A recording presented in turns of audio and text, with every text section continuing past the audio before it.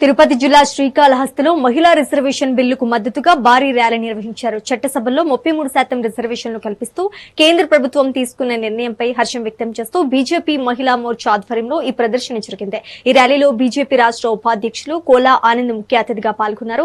దశాబ్దాల నిరీక్షణకు తెరదించుతూ నారీ శక్తికి పట్టం కట్టిన ప్రధాని మోదీకి ధన్యవాదాలు తెలిపారు. మహిళల అభివృద్ధికి ఈ బిల్లు మైలురాయిగా నిలుస్తోందని నేతలు కొనియాడారు. స్వతంత్రం వచ్చినటువంటి ఈ 80 సంవత్సరాల్లో ఎవరు కూడా పట్టించుకోకుండా మహిళల గురించి ఏ ప్రభుత్వము అసలు పట్టించుకోలేదు. ఒక నరేంద్ర మోడీ గారు మాత్రం మహిళల పట్ల ఈ యొక్క గౌరవాన్ని ఇచ్చి వారు రాజకీయ రంగాల్లో ముందుకు రావాలా, మహిళలందరూ కూడా మంచి స్థాయికి రావాలనే ఉద్దేశంతో 33% ఈరోజు మహిళలకి అటు పార్లమెంట్ ఉభయ సభలు అంటే రాజ్యసభలో కావచ్చు, లోక్సభలో బిల్లు పాస్ చేసి మహిళలంతా కూడా ఇంక మీదట 33% రిజర్వేషన్ ముందుకు వస్తున్నారు. వారందరూ కూడా నరేంద్ర మోడీ గారికి మనమందరం ధన్యవాదాలు చెప్పే కార్యక్రమం ఈరోజు కాళహస్తి పట్టణ పరిధిలో ర్యాలీ నిర్వహించాము.